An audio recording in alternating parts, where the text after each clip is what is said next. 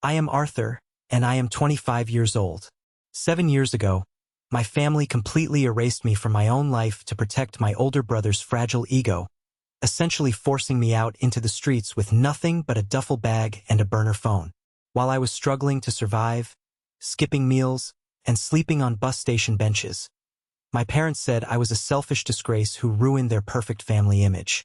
They laughed as they handed my entire college fund over to fund my brother's delusions, humiliating me in front of everyone I knew. But there is one thing they did not know. They had no idea that the invisible, disposable son they threw away had spent those 7 years building a financial empire in the shadows. And right now, in the middle of a marble hotel lobby, they are watching their golden boy get dragged out by security while they beg me for a lifeline they do not deserve. Before I tell you exactly how this spectacular collapse happened, hit that like button if you believe that karma always comes to collect its debts. And please let me know where you are watching from in the comments below. Now let's go back to where it all began. He stole everything from me. Theodore's voice cracked, echoing violently through the grand marble lobby of the Plaza Hotel. The sound bounced off the dazzling crystal chandeliers and the polished floors, slicing right through the elegant jazz music playing softly in the background. 2 massive, broad-shouldered security guards had him pinned by the arms, dragging his thrashing body backward toward the heavy glass exit doors.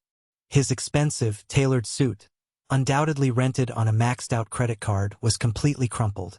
His face was a hideous shade of red, a terrifying mix of blinding fury and absolute, soul-crushing humiliation. I stood perfectly still near the towering ice sculpture in the center of the VIP foyer. I did not flinch. I did not raise my voice.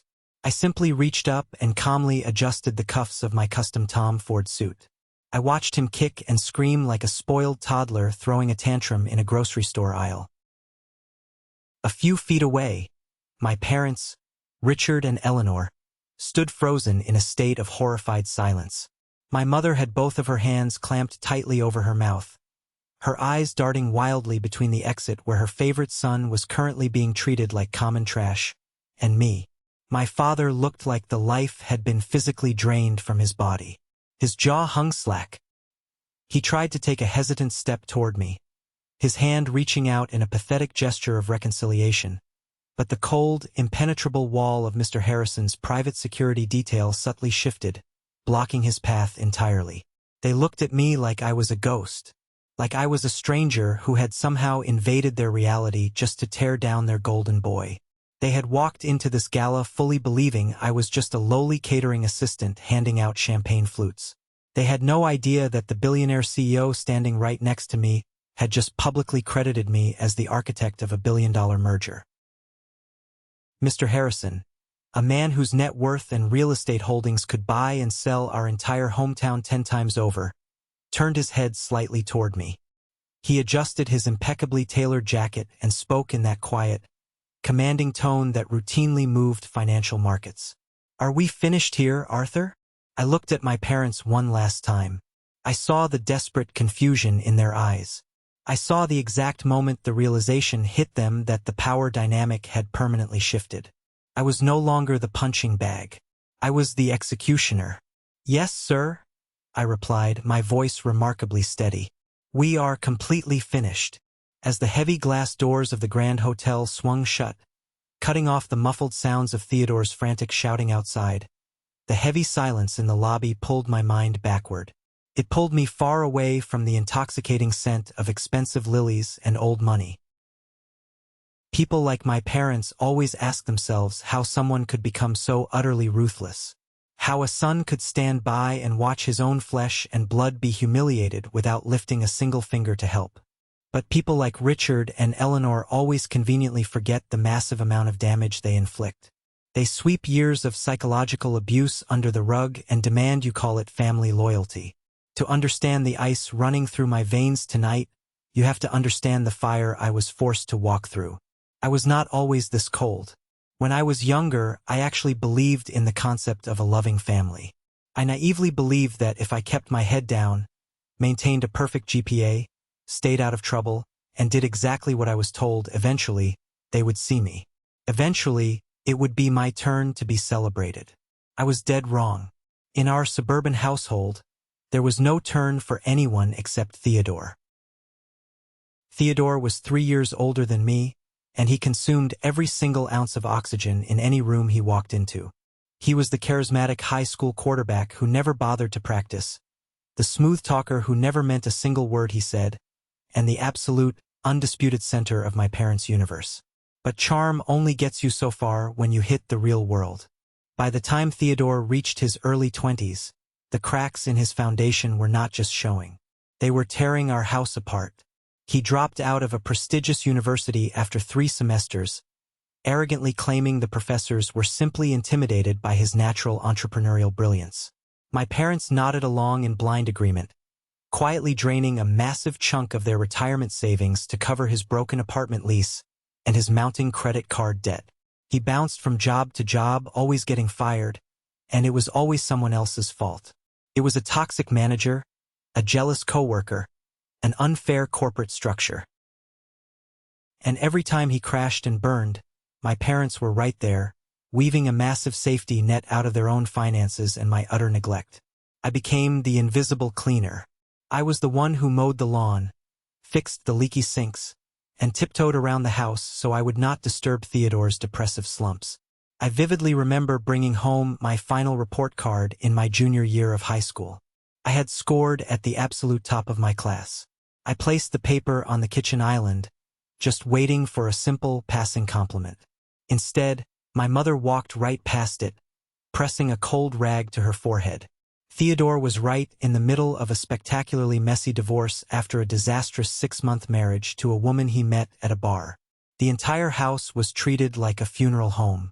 Eleanor swatted my report card away like it was a fly. She snapped at me, asking how I could be so incredibly selfish and demand attention when my brother was dealing with custody lawyers and a brutal divorce settlement. My achievements were nothing but an irritating footnote to Theodore's endless disasters. They constantly told me I was the strong, independent one. It was their convenient, guilt-free excuse to completely ignore my existence.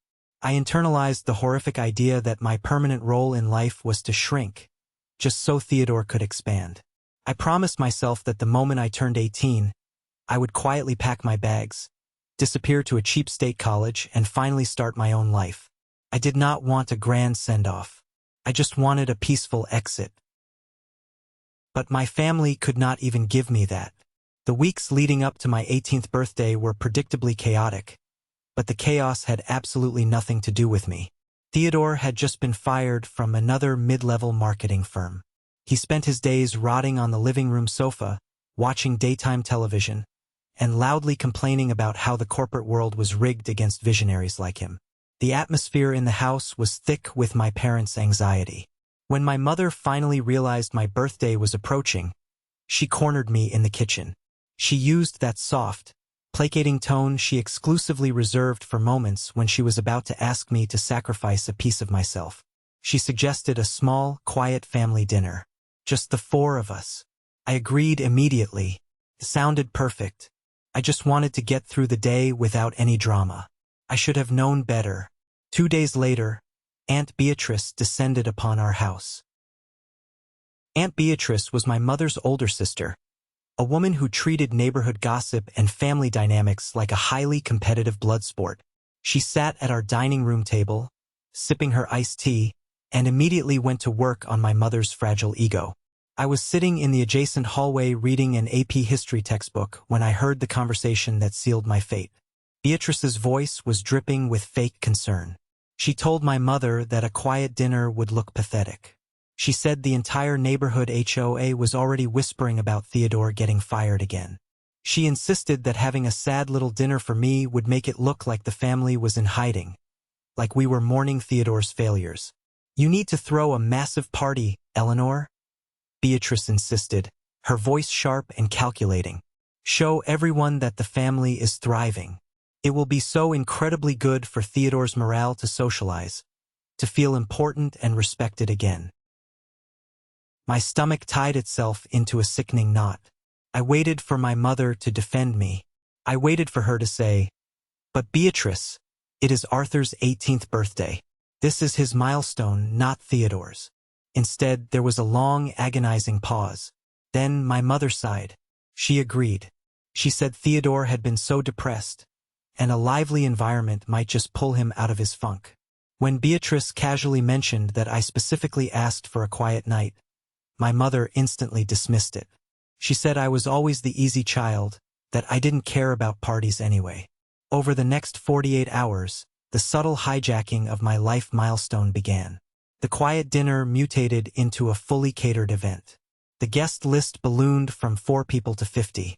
I walked up behind my mother as she enthusiastically scribbled names on a notepad. I did not recognize a single name on the bottom half of the page. When I asked her who these people were, she didn't even bother to look up. She casually mentioned they were Theodore's old fraternity brothers. I asked her, my voice tight with frustration, why his fraternity brothers were coming to my 18th birthday party. She finally looked at me, her expression hardening into that familiar look of profound disappointment. She told me to stop being so incredibly selfish. She reminded me that my college fund was fully intact, that my future was bright, and that I needed to let my brother have just one night to feel good about himself. In our house, asking for basic human consideration was the ultimate act of selfishness. I didn't argue. I just walked up to my room. My birthday was no longer mine. It was just an excuse, a convenient vehicle my parents were using to deliver a massive dose of unearned confidence to my brother. The worst part of that week was not what my parents did. It was what happened with the only person in the world I actually thought was on my side. Leo was my best friend. We had known each other since middle school. He knew exactly how my parents treated me. He knew all about the never-ending Theodore show. When I told Leo how my birthday had been completely hijacked, he shook his head in absolute disgust. He promised me that we would just survive the night together, stand in the corner, roll our eyes, and go get burgers the next day to celebrate for real. That promise was my anchor. I figured I could endure a few hours of being a background prop in my own home if I knew Leo was standing there with me. 2 days before the party, I came home late from my part-time retail shift. The house was strangely quiet. My parents had gone to the grocery store. I walked into the kitchen to grab a glass of water and heard voices drifting in from the back patio. It was Theodore and Leo. I froze. Leo despised Theodore. He always called him an arrogant jerk. I moved silently toward the sliding glass door, hiding behind the heavy curtains. Theodore was leaning back in a patio chair, smoking a cigar he had undoubtedly stolen from my father's study. He looked incredibly smug. Leo was leaning forward, looking anxious and eager to please. Theodore blew a ring of smoke into the air and asked if the music playlist was set. He specifically demanded that there be none of the indie rock music I liked. Leo, my supposed best friend, nodded eagerly. His voice dropped as he assured Theodore that he had swapped the entire cue to hip-hop tracks. But then, Leo said something that made the blood in my veins run completely cold. He told Theodore that he had intentionally texted all the fraternity guys to show up at 8 o'clock instead of 7. He said he did it so they would miss all the boring family stuff for me and arrive right when the heavy drinking started. My lungs felt like they were filling with wet concrete. Leo was actively helping him. My anchor was orchestrating the takeover. Theodore chuckled, reached into his pocket, and tossed a wad of cash onto the patio table. He told Leo that the money should cover the car parts he was whining about. He told Leo to keep doing him favors, and maybe he would introduce him to some of the older girls coming to the party. Leo scooped up the cash with a pathetic, eager nod. He actually laughed and agreed with Theodore that I was too boring to know what to do with a real party anyway. I backed away from the window, couldn't breathe. The betrayal hit me harder than anything my parents had ever done. My parents' neglect was a constant, dull ache. But Leo was my safe harbor, and he sold me out for a handful of dirty cash and a patronizing nod of approval from a loser he claimed to hate.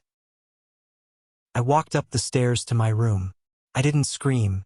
I didn't confront them. I sat on the edge of my bed in the dark and realized something incredibly profound. I was entirely alone. The narrative my mother spun about family loyalty was a disgusting lie designed solely to keep me compliant. Every single relationship in my life was infected by the toxic gravity of my brother. If I stayed in this orbit, I would be crushed into fine dust. The party was no longer a dreadful obligation I had to survive. It was a deadline. I pulled my duffel bag out from the closet and started packing. By 8 o'clock on Friday evening, my childhood home was completely unrecognizable. The quiet suburban house had been aggressively transformed into a loud, thumping nightclub. Leo had done his paid job exceptionally well. The heavy bass rattled the living room windows, blasting music I absolutely despised. Cars lined our street for blocks, effectively blocking our neighbors' driveways. I stood at the top of the stairs, gripping the wooden banister, feeling like an intruder breaking into a stranger's home. I walked down the steps, and not a single person looked my way. I navigated through the dense crowd in the kitchen, squeezing past groups of massive guys wearing college sweatshirts. One of them bumped hard into my shoulder, spilling cheap beer all over my sneakers. He didn't apologize. He just barked at me to watch where I was going and went back to his conversation. I retreated to the edge of the living room, pressing my back against the wall. I was a ghost haunting my own celebration. My eyes scanned the room and found the center of gravity. Theodore was standing by the fireplace, holding a drink, gesturing wildly as he told some fabricated, exaggerated story about his brief stint at college. A large circle of people surrounded him, hanging on his every word. My mother was hovering near the edge of his circle, beaming with obnoxious pride, holding a tray of expensive appetizers that she only offered to his friends. My father was by the patio doors, laughing loudly with a group of men he wanted to impress. Nobody approached me. Nobody said happy birthday. Then I saw my cousin Amelia. She was standing near the hallway, sipping a soda. Amelia had always been the quiet observer in our extended family. We made eye contact across the crowded room. I saw the immediate realization hit her face. She looked from me, standing completely alone against the wall, to Theodore, soaking up the blind adoration in the center of the room. I saw heavy guilt flash across her eyes. She knew exactly what was happening. She knew how incredibly twisted and cruel this was. For a split second, I actually thought she might cross the room and acknowledge my existence. But then Theodore loudly called her name, dragging her into his story to verify some lie he was telling. Amelia looked back at me, her eyes apologetic, and then she turned away. She chose the easy path. She chose to protect herself. That was the moment the last remaining tether holding me to this family violently snapped. I wasn't angry anymore. The simmering resentment simply evaporated, leaving behind a cold, razor-sharp focus. They hadn't just thrown a party for Theodore. They had orchestrated my total erasure. Suddenly, the heavy bass of the music cut out. My father clapped his hands loudly, his face flushed red with alcohol. He shouted that it was time for the cake. The crowd cheered, parting slightly to make a pathway from the kitchen. My mother walked out, carrying a massive, custom-ordered sheet cake. The candles blazed, casting flickering shadows across her wide, joyful smile. She didn't walk toward me. She walked straight to the center of the room. She walked straight to Theodore. My father bellowed for everyone to sing. The off-key chorus of 50 strangers echoed through my house. I stood perfectly still, waiting for the crucial line. I needed to see exactly how far they were willing to go. Happy birthday, dear Theodore. And Arthur. My mother sang his name first. On my 18th birthday. As the song finished, I saw a gap in the crowd. I saw the cake, written in thick, bold, expensive blue icing right across the center were the words, Happy 18th again, Theodore. And squished aggressively into the bottom right corner, in a tiny, hurried script that looked like an afterthought, was and Arthur. Theodore blew out the candles in one dramatic gust. The room erupted in massive applause. My mother finally looked up, her eyes scanning the walls until she found me. For a fraction of a second, her smile faltered. Maybe she finally saw the absolute deadness in my eyes. But instead of calling me forward, she gave me a tight, patronizing smile and mouthed the words, Let's celebrate both. It's special for everyone. I didn't nod. I didn't smile back. I pushed myself off the wall. The crowd was already breaking apart to get to the alcohol. I walked quietly down the hallway, pulled my dark denim jacket from the closet, and slipped it on. Felt like heavy armor. I walked straight to the front door. I placed my hand on the brass knob and paused for a single heartbeat.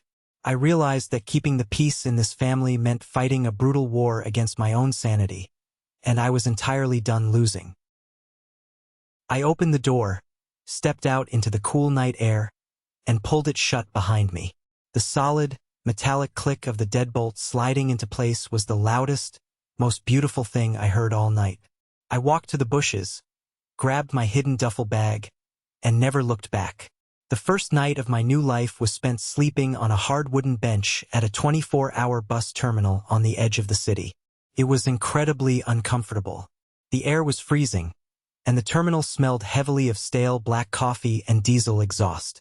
But as I lay there, using my stuffed duffel bag as a makeshift pillow, I felt a strange, foreign sensation aggressively expanding in my chest.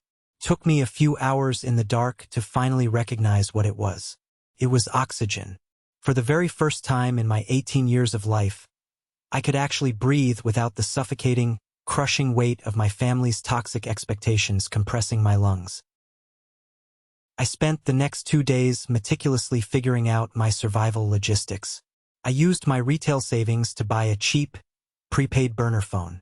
I found a seedy, rundown motel on the industrial outskirts of the city that rented rooms by the week and didn't require a credit check or a cosigner. I sat at a public library computer for 10 hours a day, applying for every single entry-level manual labor job I could find. It wasn't glamorous.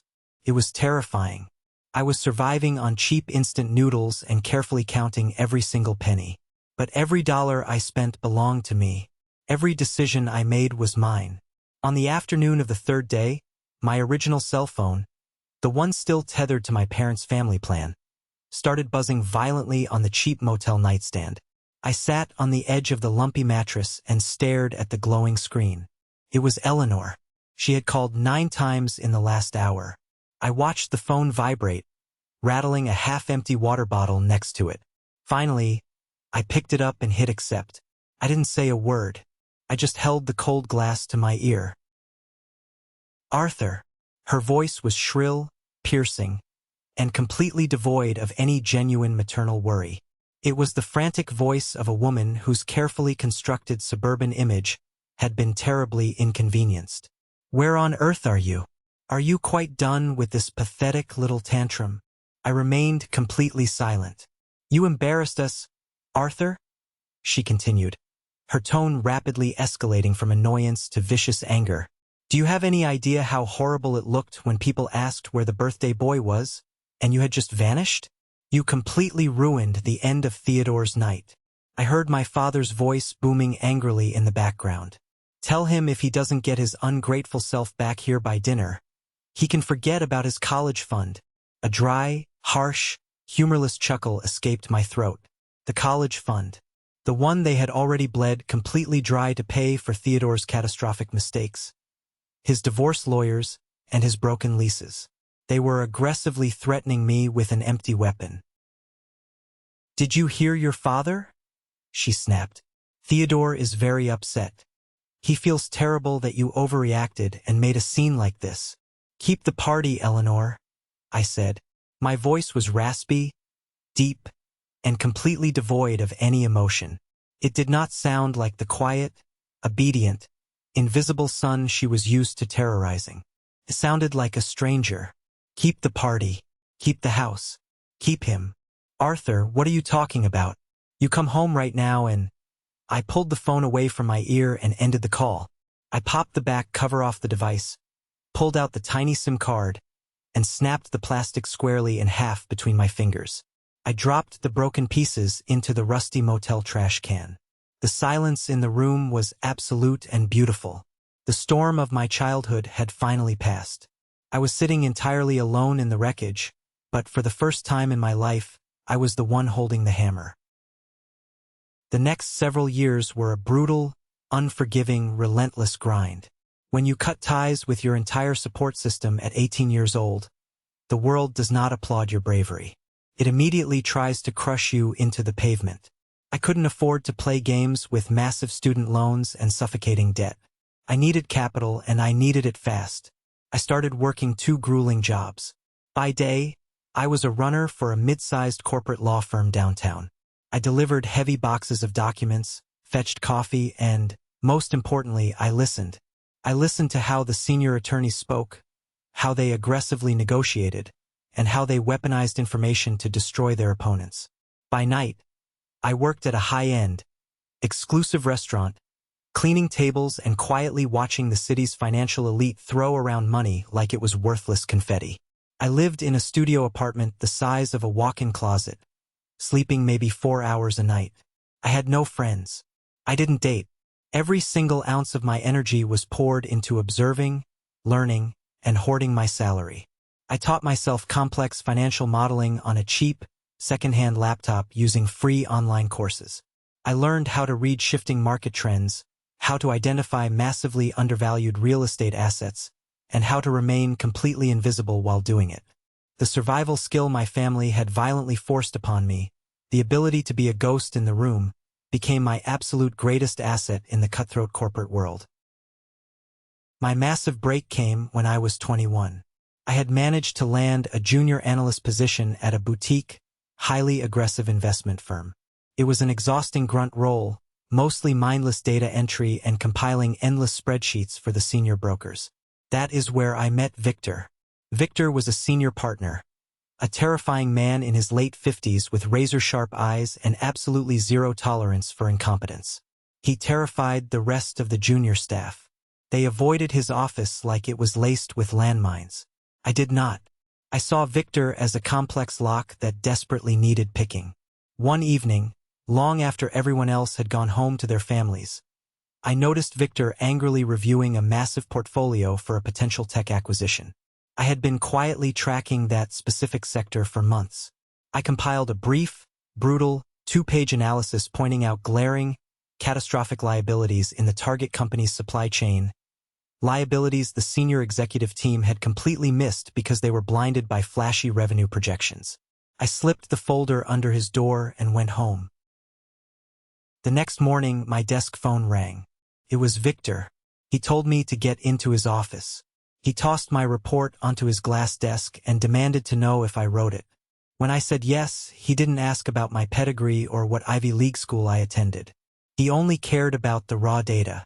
He told me my report was a massacre and that the senior analysts were idiots. That single interaction changed the entire trajectory of my life.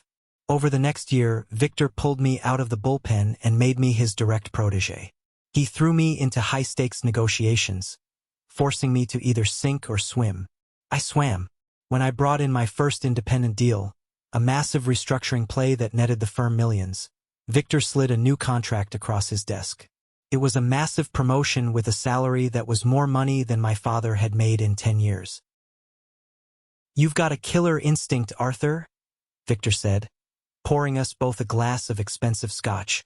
"You don't operate on emotion. You operate on leverage. Where did a kid your age learn to be so cold?" I took a sip of the scotch. It burned perfectly. "I had excellent teachers," I replied. "I was building a quiet empire in the shadows, keeping my digital footprint completely non-existent.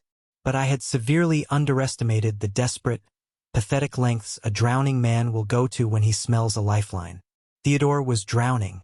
While I had spent years building a concrete foundation, he had spent his time building a fragile house of cards.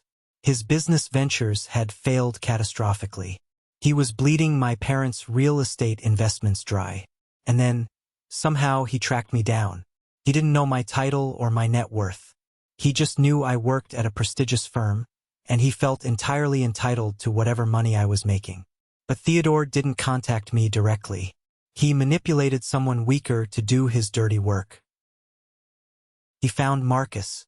Marcus was a mid-level associate at my firm, a loud, arrogant nepotism hire who drove a leased Porsche he couldn't afford and deeply resented the fact that I was Victor's right hand. Theodore found Marcus at a bar, spun a pathetic sob story about how I had stolen money from my family, and bribed Marcus to dig up dirt on me so I would be fired and forced to crawl back home. One quiet Tuesday afternoon, my internal security software pinged a massive red alert. Someone had actively tried to access a highly restricted folder on the firm's shared server using my exact credentials. The folder contained highly sensitive, confidential forecasts for an upcoming corporate buyout. If those specific numbers leaked to the press, it would instantly violate federal regulations, destroy the multimillion-dollar deal, and end my career in handcuffs. I didn't panic. I calmly traced the IP address. It came directly from Marcus's workstation. I didn't report him to HR. That was way too simple, and it wouldn't expose the root of the rot. I needed to know exactly why this arrogant idiot was targeting me. I waited until Marcus left for an extended lunch, slipped into his corner office, and bypassed his ridiculously simple computer password. I opened his personal email account. There it was, an email thread with an unfamiliar address, but the writing style was unmistakably Theodore.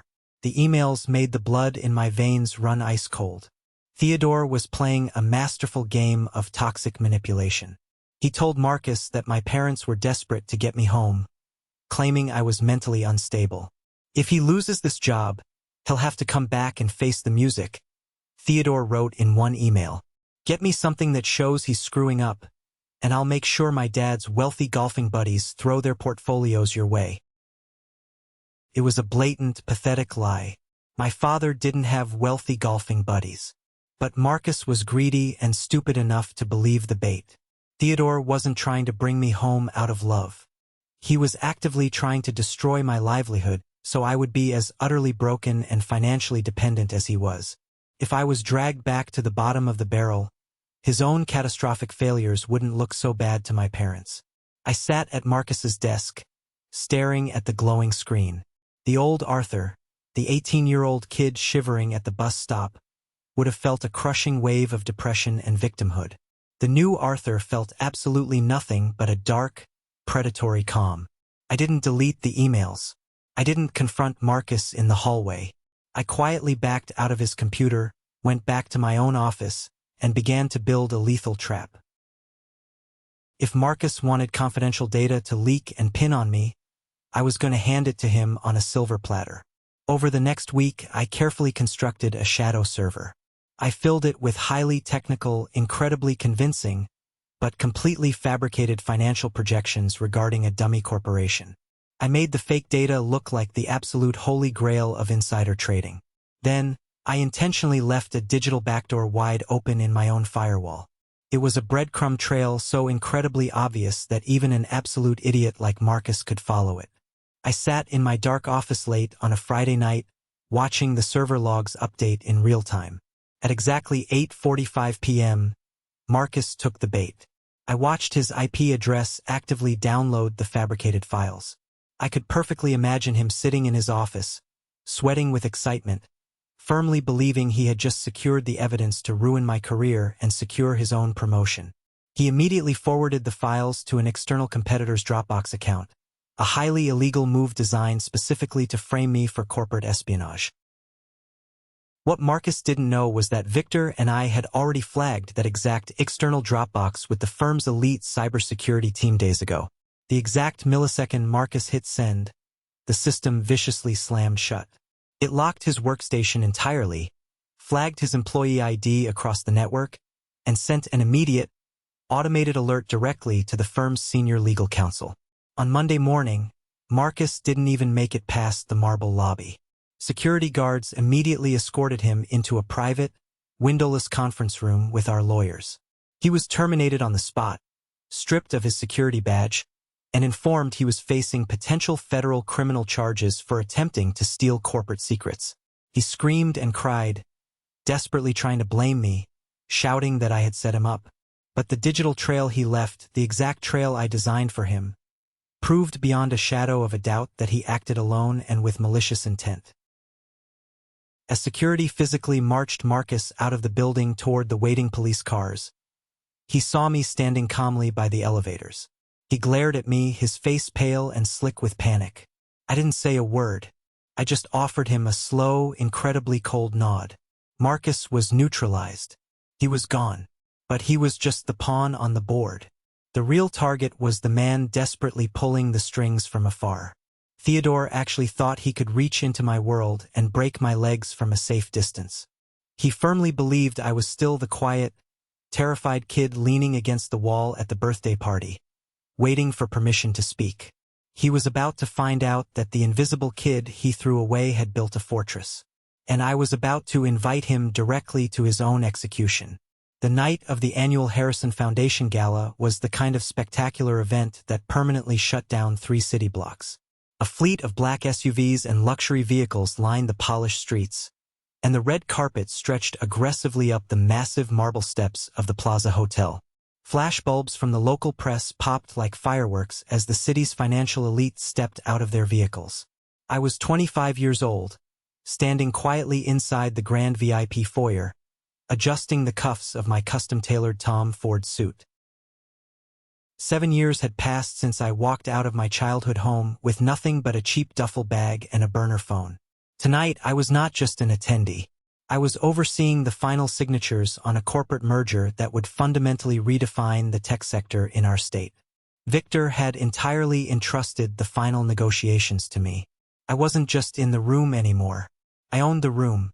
The foyer smelled heavily of expensive lilies, roasted garlic from the catering trays, and old money. I stood near a towering, intricately carved ice sculpture, nursing a glass of sparkling water, waiting for Mr. Harrison to arrive.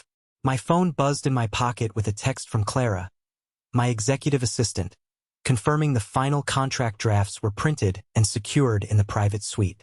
I looked up to check the time on the massive gold clock above the entrance. That was exactly when I saw them. It was like a terrible ghost from a past life violently walking through the revolving glass doors. Theodore walked in first, and right behind him, looking entirely out of place and deeply uncomfortable in their cheap rented formal wear, were my parents, Richard and Eleanor. My grip tightened on my glass. The air in my lungs turned to pure ice. Out of all the people in this sprawling city of millions, they had somehow managed to secure invitations to this specific, highly exclusive event. Later, I would find out through the financial grapevine that Theodore had begged, borrowed, and practically mortgaged his failing startup just to buy a bottom-tier silver-level sponsor table. He was drowning. His business was sinking, his investors were aggressively pulling out, and he desperately needed to rub shoulders with the giants tonight to beg for a massive financial bailout. He brought our parents along as visual props to make him look like a grounded, trustworthy, family-oriented businessman. Theodore was scanning the opulent room with that exact same arrogant, hungry look he wore on my 18th birthday.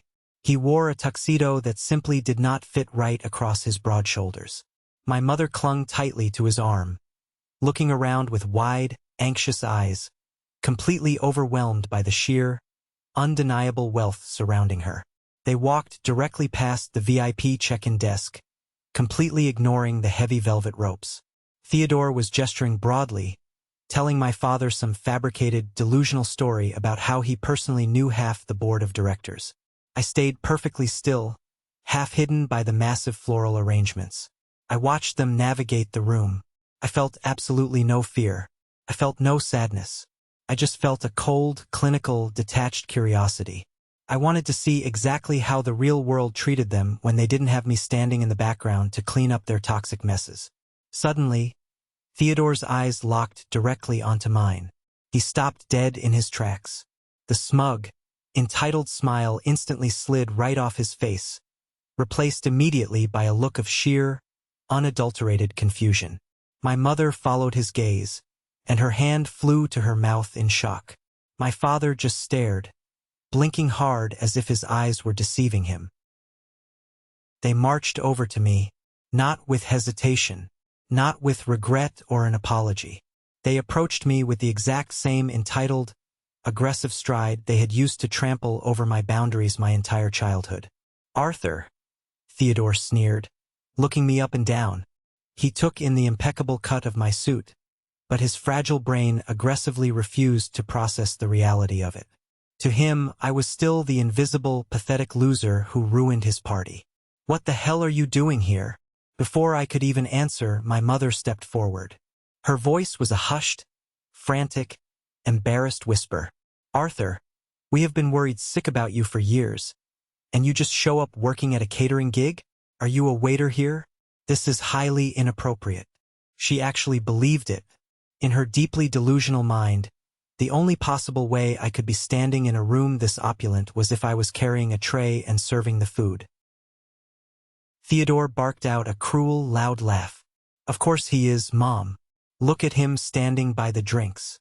Listen, Arthur, since you are clearly on the clock, go fetch me a scotch, neat, and make it quick. I have highly important investors to meet tonight, and I do not have time for your attitude." I looked at my older brother. I really looked at him. I saw the dark, heavy circles under his eyes. I saw the subtle, undeniable tremor in his hands. He was absolutely terrified of going into massive debt, and he was violently projecting his internal panic right onto me. "I am not getting you a drink, Theodore," I said. My voice was incredibly low, smooth, and completely devoid of the terrified intimidation he expected. My father's face immediately turned a violent shade of red. "Do not take that disrespectful tone with your brother," he hissed, stepping aggressively closer to my personal space. "He is trying to save our family's real estate investments. He is here on highly critical business. You will show him some respect right now, or I will personally have a word with your catering manager and get you fired."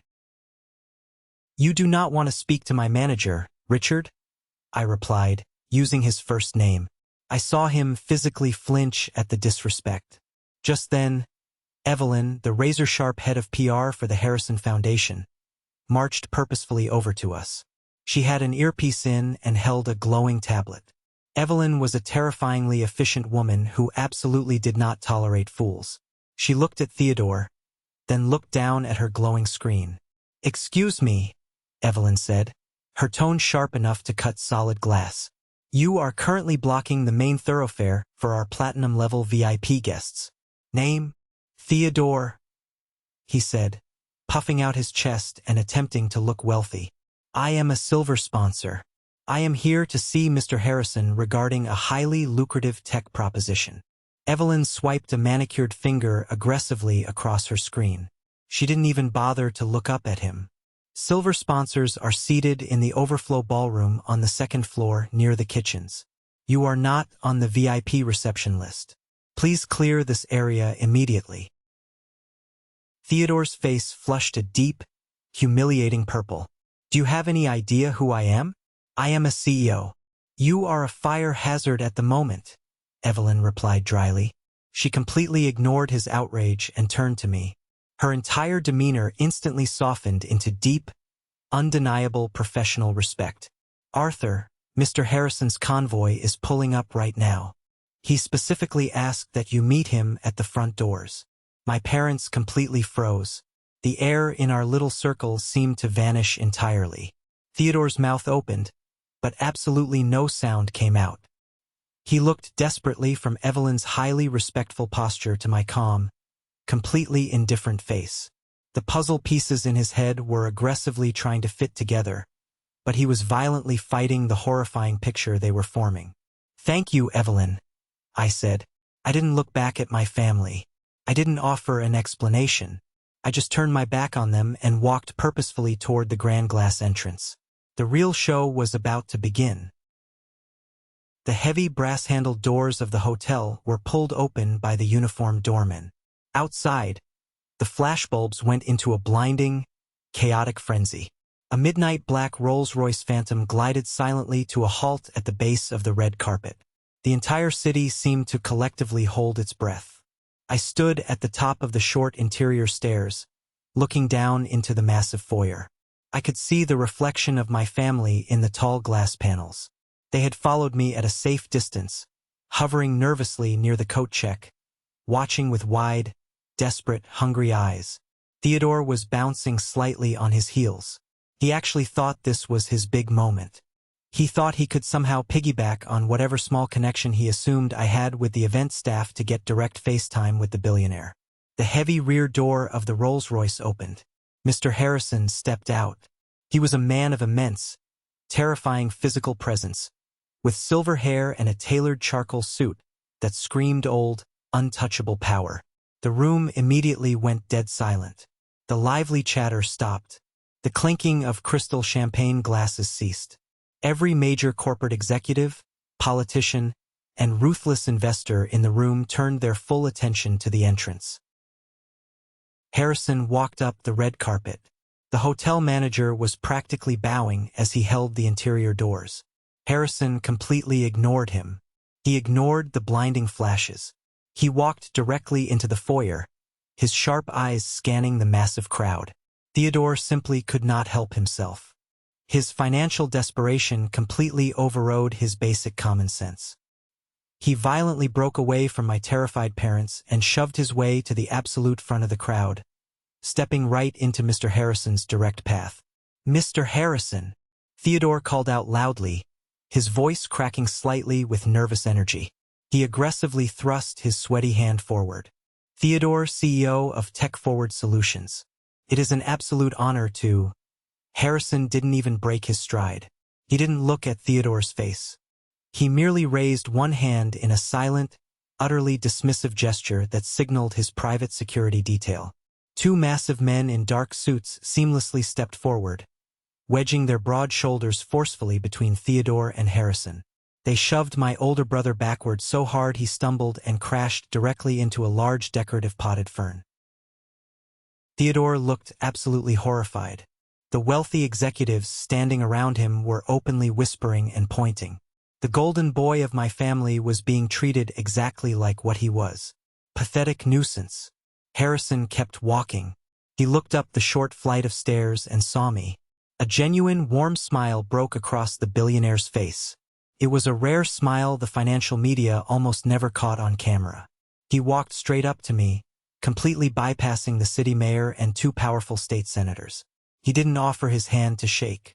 He reached out and grasped my shoulder firmly. An undeniable, highly public display of deep respect and equal partnership. "Arthur," Harrison said, his voice booming clearly across the dead silent foyer. "Victor told me you finished the final risk assessments on the merger this afternoon. He said you personally found the legal loophole that saved our fund $40 million. "I did, sir," I replied, keeping my voice steady, though my heart was hammering a triumphant rhythm against my ribs. "The final documents are ready for your signature in the private suite upstairs."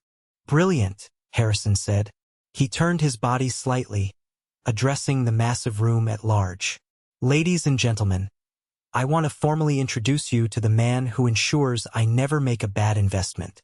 My senior strategic director, and the undisputed architect of tonight's historic merger, Arthur." The room erupted into massive applause. It was genuine, highly respectful applause from the most powerful people in the state. I didn't look at the cheering crowd. I looked straight at the coat check. My father was gripping the edge of a cocktail table, his knuckles turning pure white. My mother had both hands over her face, tears aggressively streaming down her heavily made-up cheeks. But they were not tears of joy or pride. They were tears of absolute shock and horrifying regret. The invisible boy they had literally erased from a birthday cake to make room for their favorite son was now standing firmly at the absolute apex of the corporate world. And then there was Theodore. He had frantically untangled himself from the crushed fern. His face was a tragic mask of pure, unadulterated agony. He was watching the applause. He was watching the billionaire casually pat my shoulder. The brutal reality of his own massive failure was finally violently colliding with the undeniable public proof of my success. The toxic narrative he had lived his entire life, that he was inherently special and I was just the background noise, had just been completely incinerated in front of 500 powerful people. He couldn't take it. His fragile, inflated ego shattered right there on the polished marble floor. "That is my brother," Theodore suddenly screamed at the top of his lungs. The polite applause died down instantly. The wealthy crowd turned in shock to look at the disheveled, sweating man standing near the entrance. "He is my little brother," Theodore yelled, taking an aggressive step toward the stairs, his eyes wide and wild. He pointed a shaking, accusatory finger directly at me. "Tell them, Arthur. Tell them we are family. I am the one who taught him everything. He is supposed to help me. I need that funding." He took another frantic step, but he never made it anywhere near the stairs. Mr. Harrison's security detail moved faster than I could even blink. The two massive guards who had bumped Theodore earlier now clamped their heavy hands onto his shoulders with the terrifying force of an industrial vice. "Get your hands off me!" Theodore shrieked, his voice echoing hysterically off the high ceilings. He began to thrash violently, twisting his body so hard that his rented suit jacket ripped loudly at the shoulder seam. "Arthur, tell them. You owe me. I am your brother. He stole everything from me." I stood perfectly still, adjusting my cuffs. I looked down at him from the top of the stairs. Mr. Harrison leaned in close to me. "Do you know this deranged man, Arthur?" he asked quietly. I looked at my mother, who was sobbing openly now, way too terrified of the massive security guards to intervene. I looked at my father, who was staring fixedly at the floor, far too ashamed to even meet my eyes. Then I looked back at Theodore, who was now being physically lifted off the ground, his cheap dress shoes scraping loudly against the expensive marble. "No, sir," I said. My voice was calm and carried just enough for the front row of the crowd to hear perfectly. "I have absolutely no idea who that is." Theodore let out a horrific, guttural sound of pure, helpless despair as the heavy glass doors swung open and the cold night air swallowed him whole. The guards tossed him out onto the hard pavement. The silence in the foyer returned, thick and heavy. The hotel manager frantically signaled for the string quartet to start playing again. The brutal tension slowly dissolved into hushed, eager, highly entertained gossip. I didn't smile. I didn't feel the overwhelming, fiery rush of victory I always thought I would. Instead, I felt a deep, incredibly profound sense of closure. The heavy phantom weight that I had been carrying on my tired shoulders since I was a child finally detached itself and simply blew away. I had just watched the terrifying monster under my bed get violently dragged out into the harsh daylight, and I realized he wasn't a monster at all. He was just a pathetic, weak, entirely incompetent man who had finally run out of people to use. "Let's go sign those papers, Arthur," Mr. Harrison said, patting my back. "We have an empire to run. Let's pause for a moment. Thank you for staying with me this far. You're truly amazing.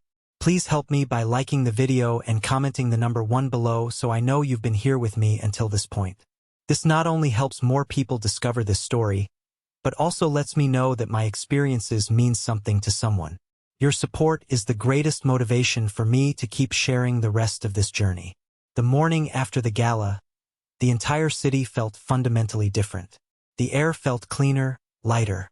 I arrived at my corner office at 7 in the morning, poured myself a cup of black coffee, and stood by the floor-to-ceiling glass windows looking out over the sprawling skyline. My personal phone had been ringing off the hook since midnight.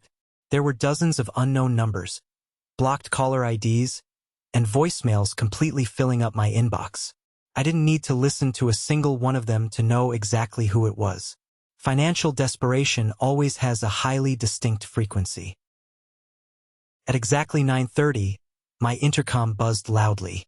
It was Clara, my executive assistant. Clara was a sharp-witted, fiercely protective professional who guarded my office door like a heavily armed fortress. "Arthur," she said, her tone laced with deep apprehension, "there is a woman in the lobby. She is causing quite a scene. She claims she is your mother. Security is asking if they should immediately escort her off the premises." I closed my eyes, taking a slow, incredibly deep breath. I knew this confrontation was coming. A toxic narcissist's playbook only has so many pages. When public intimidation fails catastrophically, they immediately pivot to playing the victim. "Send her up to conference room B," I instructed calmly. "Do not let her anywhere near my personal office. Have a security guard stand directly outside the door." 5 minutes later, I walked into the conference room. It was stark, minimalist, and deeply intimidating. My mother, Eleanor, was pacing frantically back and forth across the carpet. She looked absolutely terrible. Her expensive makeup from last night was badly smeared around her eyes. Her clothes looked like they had been slept in, and the highly polished, superior suburban aura she always carried was completely shattered into a million pieces. When I walked in, she stopped dead. She stared at me, her red eyes darting nervously over my expensive tailored suit, my confident, relaxed posture, and the heavy mahogany table separating us. She was frantically searching for the scared, compliant, invisible 18-year-old boy she used to control. He wasn't there. "Arthur," she gasped, rushing forward. She reached out to grab my hands, but I smoothly took a deliberate step back and casually gestured to a heavy leather chair. "Sit down, Eleanor," I said, my voice deliberately flat and cold. She physically flinched at the use of her first name. "Arthur, please. Do not be like this. We are family. Blood is thicker than water." "Blood is just biology," I replied, taking the seat opposite her. "What do you want?" The fake tears instantly started flowing. "It is Theodore. He is completely ruined, Arthur. That horrific display last night. The wealthy investors he was trying to woo, they all saw it. His company is officially going into default today. The bank is foreclosing on his real estate. He owes hundreds of thousands of dollars in business loans. We spent our entire retirement fund trying to keep his business afloat. Our massive inheritance from your grandparents, the 401k we saved for 30 years. It is all completely gone. We have absolutely nothing left. But you have so much." She leaned aggressively across the table, her hands clasped together in a pathetic praying motion. "You came to my place of business after completely ignoring my existence for 7 years to ask me to pay off Theodore's debts?" I stared at her. The sheer, unadulterated audacity was almost impressive. "He is your brother," she cried out, her voice cracking. "He made mistakes, yes, but he is family. You cannot just sit up in this expensive glass tower and watch him drown in lawsuits. You have the power to fix this right now. One check from you, one portion of your salary, one good word to Mr. Harrison, and you could save his entire life." I leaned forward, resting my elbows firmly on the mahogany table. I looked directly into her eyes. "I want you to listen to me very carefully," I said, my voice dropping to a dangerous, lethal whisper. 7 years ago, you threw a birthday party. Do you remember that night?" She swallowed hard, looking away nervously. "Arthur, that was a long time ago. We were just trying to help Theodore through a tough time with his awful divorce. You wrote his name over mine," I continued, completely ignoring her pathetic excuses. "You sang his name first. When I walked out that door, you didn't run after me. You didn't care if I was safe. You called me days later and aggressively threatened to take away my college fund. Money you had already secretly given to him anyway. You didn't care if I ended up sleeping on the cold street. You only cared that I made a scene and embarrassed you in front of the neighborhood. I was a bad mother," she wailed loudly, desperately trying to force a dramatic confession to gain my sympathy. "I admit it. I made terrible mistakes, but I am begging you now. You didn't make a mistake, Eleanor," I said coldly, cutting through her noise. "You made a choice. You chose your golden son 7 years ago. You happily fed me to the wolves just to keep him warm. And now that he has completely burned your house down, you want me to build you a new one." I stood up, casually buttoning my jacket. "The answer is no. Not a single dime. Not a single favor. You are on your own." She stood up instantly.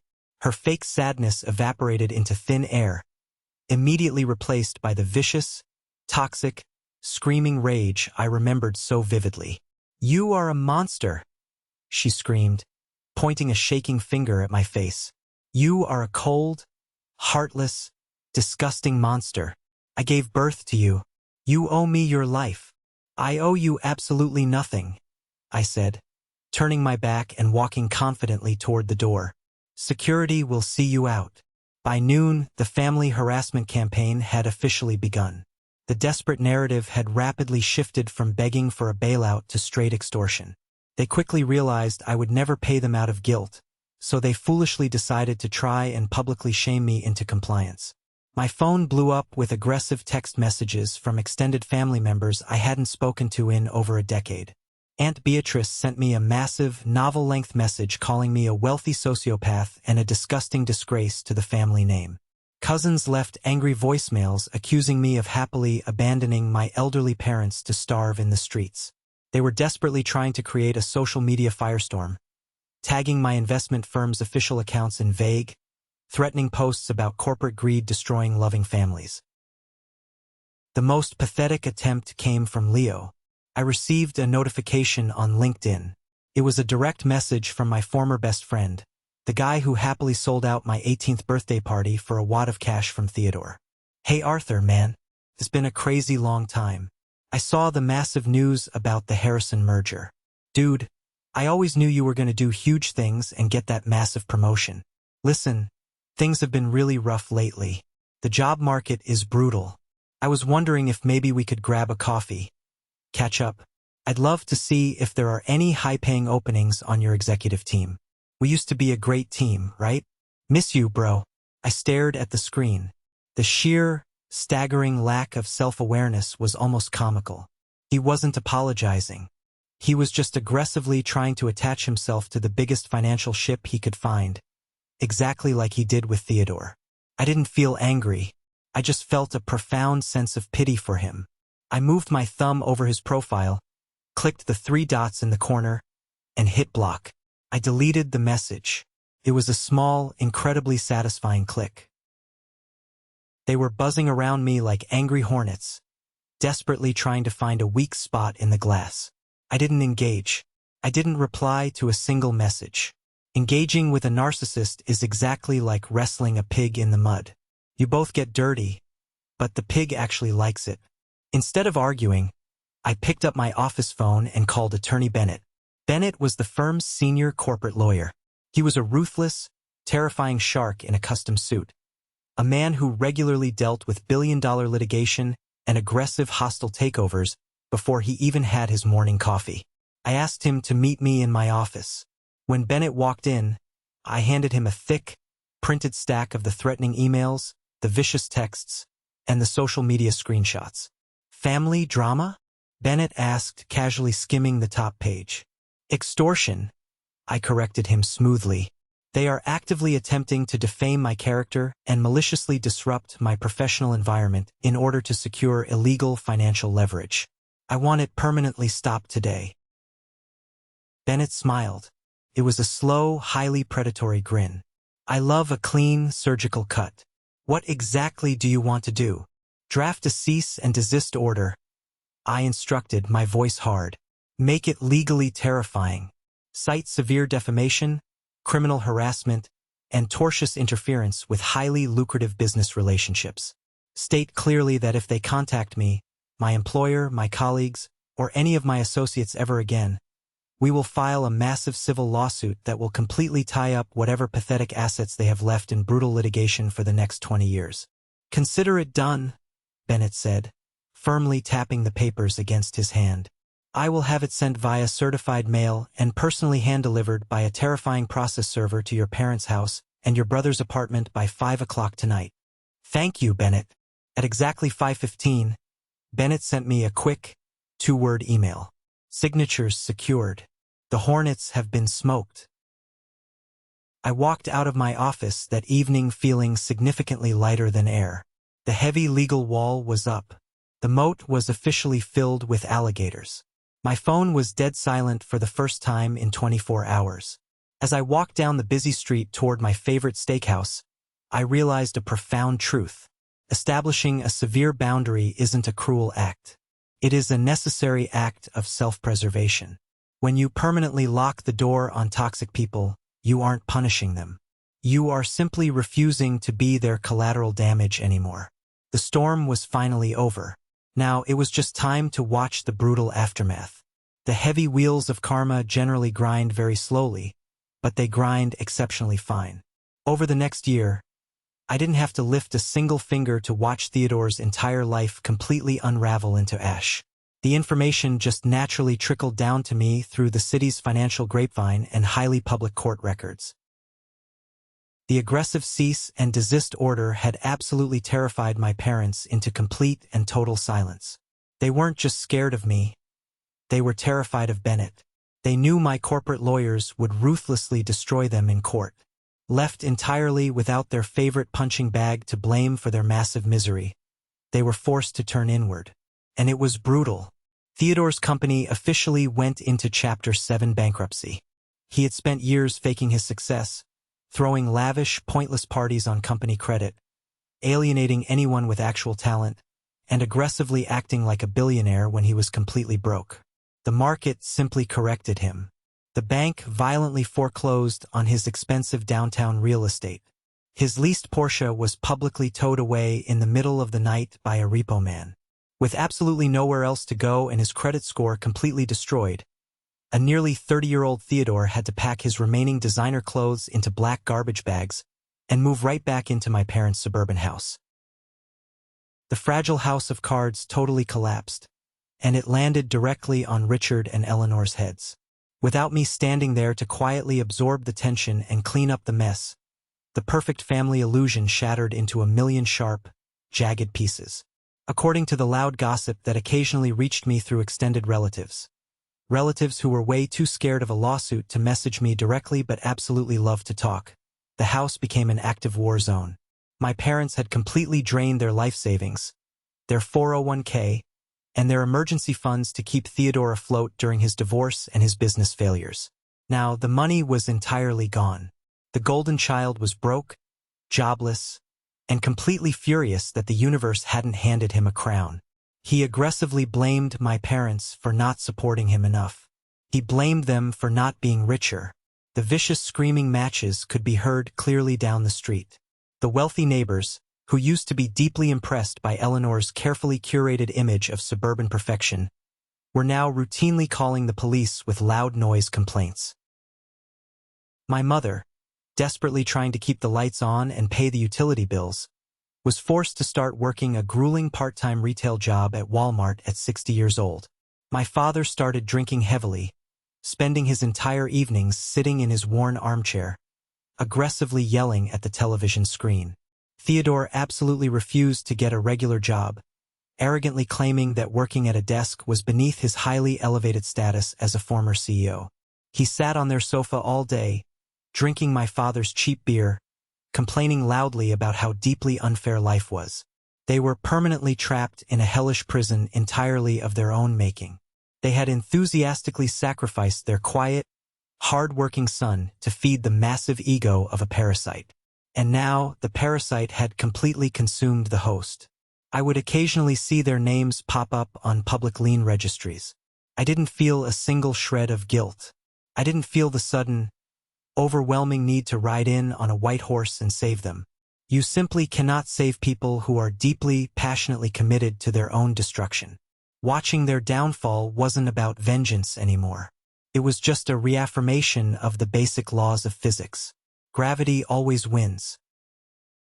I was sitting in a quiet, high-end cafe on a crisp Tuesday morning, heavily reviewing a quarterly financial report, when I heard a very hesitant voice. "Arthur." I looked up. Standing nervously near my table, clutching a paper coffee cup like it was a life preserver, was Amelia, my cousin. The girl who had made direct eye contact with me across the crowded living room on my 18th birthday and deliberately chose to look away. She looked exhausted. She was dressed in blue medical scrubs, looking significantly older but incredibly genuine. "Amelia," I said, putting my expensive pen down. I didn't smile, but I didn't scowl either. I remained completely neutral. "I know you probably don't want to see anyone from the family," she said quickly, her words tumbling out in a rush. "I just saw you sitting here through the window, and I couldn't walk past without saying something." I casually gestured to the empty chair across from me. "Sit." She sat down carefully. She didn't launch into a pathetic sob story about the family. She didn't ask me for a single dime of my salary. She just looked me straight in the eyes. "I want to apologize," Amelia said. Her voice shook, but she bravely held my gaze. "For your 18th birthday party. I saw exactly what they were doing to you. I saw you standing against that wall, completely alone. I knew it was sick. I knew Leo was an idiot and Theodore was violently stealing your day. And I didn't do a single thing to stop it. I watched her face carefully. This was the very first piece of genuine honesty I had heard from anyone in my bloodline in over a decade. "Why didn't you?" I asked quietly. A single tear slipped down her tired cheek. "Because I was a coward. Theodore was incredibly popular, and your parents were so aggressively intimidating. I was terrified that if I stood up for you, they would instantly turn their toxic anger on me. I just wanted to protect myself. But I have lived with the heavy guilt of watching you walk out that door for 7 years. I just needed to tell you that I am so incredibly sorry. You did not deserve any of that." I sat back in my chair, the tight, heavy knot in my chest. A knot I didn't even realize I was still carrying loosened just a fraction. An apology from a bystander doesn't magically erase the past trauma, but it heavily validates the pain. Proves you weren't crazy. "Thank you, Amelia," I said sincerely. "I appreciate you saying that." She nodded, quickly wiping her face. She stood up to leave. "I am so incredibly proud of what you've done, Arthur. Truly. I won't bother you again." I watched her walk out of the cafe. I didn't invite her back into my daily life. Some bridges, once heavily burned, are much better left as ashes. But as I took a slow sip of my coffee, I realized that holding on to the residual anger was no longer serving me. The wound had finally completely closed. The vibrant city skyline sparkled like a massive sea of diamonds through the floor-to-ceiling glass windows of my penthouse apartment. It was a Friday night, precisely 1 year after the explosive gala that changed absolutely everything. The air in my massive living room was warm, filled with the rich, intoxicating smell of roasted garlic, extremely expensive red wine, and genuine, unfiltered laughter. I stood in my modern kitchen, leaning comfortably against the cool marble island, quietly watching the lively scene unfold. I wasn't alone. Victor was sitting comfortably on the large leather sofa, passionately arguing about the mechanics of vintage watches with Oliver, my brilliant junior associate. Evelyn, the terrifying PR manager who had effortlessly shut Theodore down at the VIP door, was laughing loudly, generously pouring another glass of wine for her husband. These were my people. This was the actual family I had painstakingly built. There was absolutely zero tension in the room. No one was aggressively competing for the spotlight. No one was exhausting themselves performing a fake, curated version of themselves just to appease someone else's fragile ego. We were just a group of hard-working people who deeply respected each other, who had fought in the brutal corporate trenches together, and who celebrated each other's financial victories without a single shred of toxic jealousy. Oliver walked over to the kitchen island to grab a handful of fresh grapes. "Great food, boss," he said, popping a grape into his mouth. "Much better than the sad takeout we usually eat at our desks at 2 in the morning. I smiled. "Don't get used to it, Oliver. Come Monday, we are right back to the brutal grind. That new commercial real estate acquisition isn't going to finalize itself." "Always the ruthless slave driver," Oliver joked happily, walking back to join Victor's loud debate. I looked around the room, taking it all in. I thought about the suffocating house I grew up in.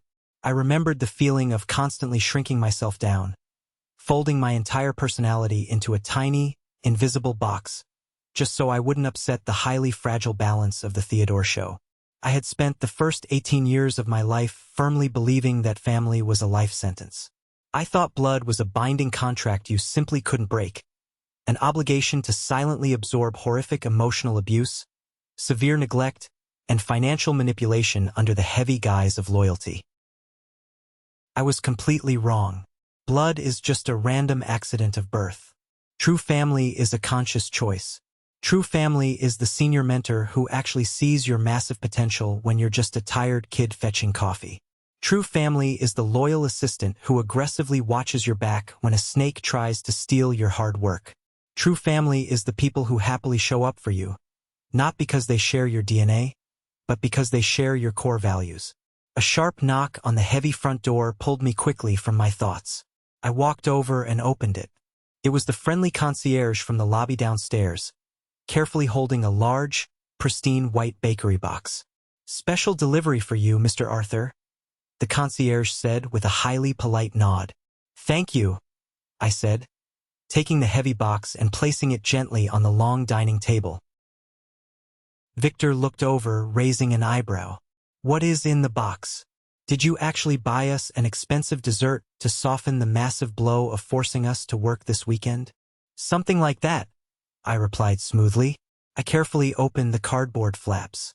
Inside sat a simple, incredibly elegant cheesecake. There were no extravagant, obnoxious decorations. There was no chaotic, colorful frosting desperately screaming for attention. It was just a clean, absolutely perfect cake. And right in the direct center, written in dark, unassuming, beautiful chocolate lettering, were two simple words: "Happy Birthday." I realized with a sudden, sharp clarity that today was my 26th birthday.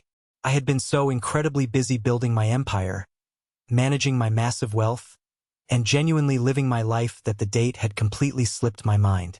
I hadn't ordered this cake. I looked up. Evelyn was leaning against the back of the sofa, smiling a very warm, knowing smile. "Clara noticed the exact date on some of your HR paperwork," Evelyn said softly. "We all figured a guy who works as incredibly hard as you do deserves at least a massive slice of cake on his own birthday." I stared down at the cake. My vision actually blurred just for a fraction of a second. "Come on," Oliver yelled playfully, clapping his hands together. "Cut the cake, Arthur. I'm absolutely starving." I picked up the heavy silver knife. My hands were perfectly, entirely steady. I didn't have to share this beautiful cake with anyone who hated me. I didn't have to quietly wait in the shadows for someone else to blow out the candles. I didn't have to hide in a dark hallway wearing a denim jacket, desperately preparing to run away into the freezing night. I was standing in my own massive home, completely surrounded by my own chosen people, eating a cake that was meant entirely for me. "All right," I said, slicing smoothly into the rich dessert. "Who wants the very first piece?" As the genuine laughter swelled loudly in the room, I took my slice of cake and walked quietly out onto the massive glass balcony. The night air was incredibly cool and refreshing. The sprawling city hummed brightly below me like a giant, powerful mechanical heart. I leaned against the heavy glass railing, looking down at the tiny, moving headlights of the cars on the busy avenue. I thought about that terrified, exhausted 18-year-old kid walking down that dark suburban street with a cheap duffel bag. If I could somehow go back in time, I wouldn't tell him that he was going to be a multimillionaire. I wouldn't tell him about the expensive penthouse, the custom suits, or the deep respect of untouchable billionaires. I would just tell him that he was absolutely right to leave. Because the massive salary isn't the real victory. The real victory is the profound silence. The victory is waking up on a quiet Sunday morning and realizing that your heartbeat is completely calm. The victory is knowing with absolute certainty that no one is ever going to manipulate you today. No one is ever going to demand you sacrifice your own happiness for their comfort, and no one is ever going to erase your name again. People will constantly tell you that you must forgive family. They will aggressively tell you that holding onto a boundary is like drinking poison. But what they simply do not understand is that walking away isn't about holding a grudge. It is about permanently putting down the toxic poison they keep forcing you to drink. Forgiveness does not mean granting access. You can easily forgive someone from a massive distance while keeping the heavy deadbolt firmly locked. I don't hate my parents anymore. I don't hate Theodore. I just feel a cold, absolute, incredibly peaceful indifference toward them. So, to anyone listening to my voice right now who is sitting in their childhood bedroom, listening to the toxic screaming downstairs, to anyone who is constantly being told that they are deeply selfish for just wanting basic human respect, to anyone who is constantly being violently pushed aside to make room for a golden child, you are not crazy. You are not selfish. And you absolutely do not have to stay. There is a massive, beautiful world out here waiting for you. It is tough and it is highly unforgiving, but it is fair. Out here, you get exactly what you earn. Out here, your name fully belongs to you. Do not sit around waiting for them to throw you a party. Pack your bag, walk out that front door, and build your own incredible empire in the quiet. Thank you so much for sticking around and listening to my story. I know it is a heavy one, but I truly hope this resonated with you in some meaningful way. Have you ever faced something similar with your own family?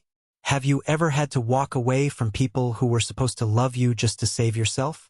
Share your story in the comments below, and don't forget to like and subscribe so you don't miss the next journey.